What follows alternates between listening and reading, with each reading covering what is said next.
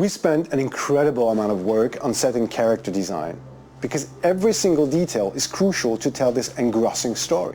The sets and characters are very diverse, and the story stretches over 15 years.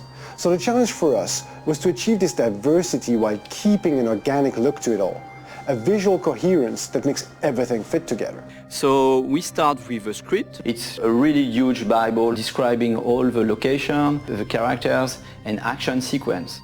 We've done some mood boards. It's a kind of mix between many references. It could be picture, drawing, concept art. The artist's concept must give substance to ideas, and our objective is to give everyone a common document that we will share. There is a first shield that I did like this, and then I made many variations to show how it could react to effects. We grab many pictures, and after that we create what we call pack design. A pack design is a kind of Bible linked to one sequence, one location on one main character. The 3D production is starting from this point, and we can produce internally by the Quantic Dream graphic team, but also with some outsourcing partners. On Beyond, it's quite challenging to design characters because they are based on famous actors. So as to really recognize their faces and their profiles, we use a thorough technical process with complete body scan, higher detailed scans for the face, and a photo shoot which is very precise to have all textures and skin colors of the actors. We just use the 3D scan as reference because scanning someone is not magic. We go to 3D and start building, sculpting the characters. To work on the character emotion, I really lingered over the expression, the eyes, the mouth, the same places that we look when we speak to someone. On each one of these parts, we could put the camera very close and see the pores of the skin, see that there is texture on the whites of the eyes. Our ability to provide careful attention to each detail enables the gamer to focus on emotion and on the actor performance. Nothing's gonna stop me from seeing her. We produced various effects on characters because they needed to react to all the things they go through. It means underlining their sadness with believable tears when they're in distress. They're back. They're all around me. And injuring them when they get into a fight. These elements had to be visible yet subtle in order to avoid caricature. This required close collaboration with the team in charge of lighting in order to correctly highlight these details. Tell them to leave me the fuck alone, because next time, I'll kill everyone. In scenes with bad weather, or when the character goes through natural elements like a river, we must find the right balance between what visually happens in the background, what happens to the character, and even sometimes what can be visible on the camera lens, for example, water flowing on the screen. What was unique is being able to make Jodie evolve. We can follow her through many years, since childhood.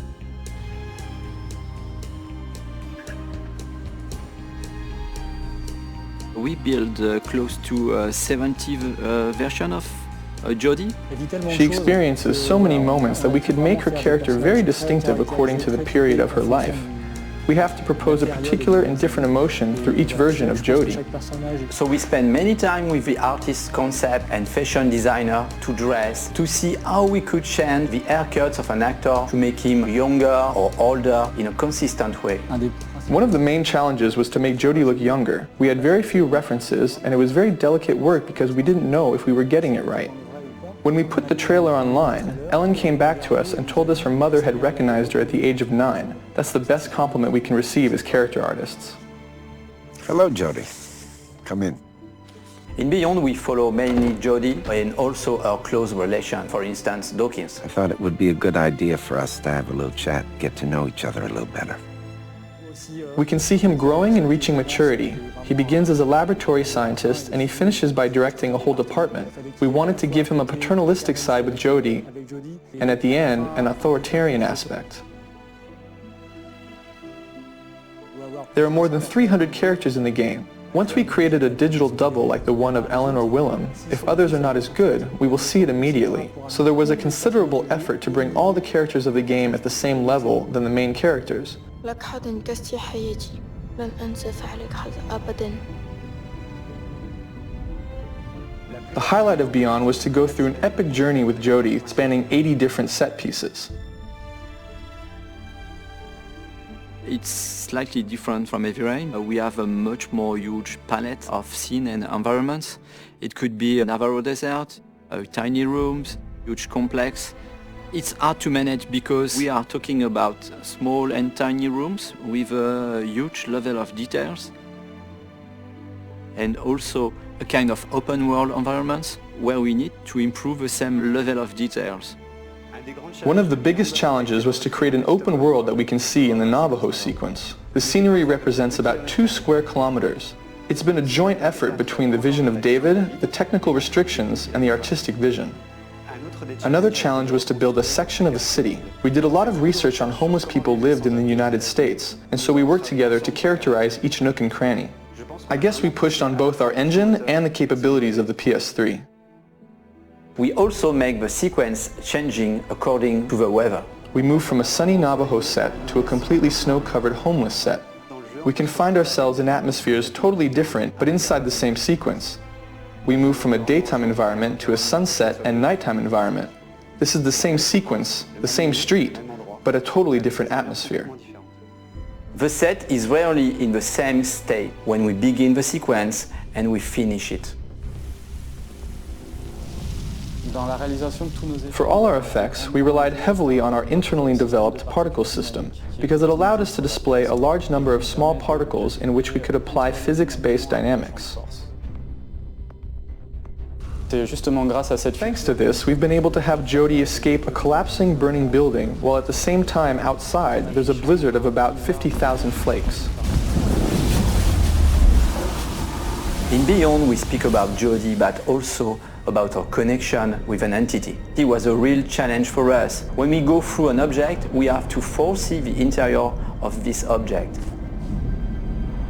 So we had a lot of detail to let the gamer having fun and to make the world around Jodie and Aiden more consistent. In Beyond, there is an important fantasy element as well that includes creatures, entities, etc. In the beginning, we thought about something quite marine, but with an aquatic creature, it was almost too real. So we changed our idea towards something more polluting, more dark. Entities don't really have defined shapes, but however, they are very frightening. Imagining and creating the infraworld was also a great challenge. We had to think of a plausible, aesthetic way of representing what lies beyond. Souls disintegrating and taking shape again, for instance. Beyond is a very challenging project. Everybody in the team tried to push hard the limits of the PS3 just to be able to recreate this journey in the life of Jodie Holmes.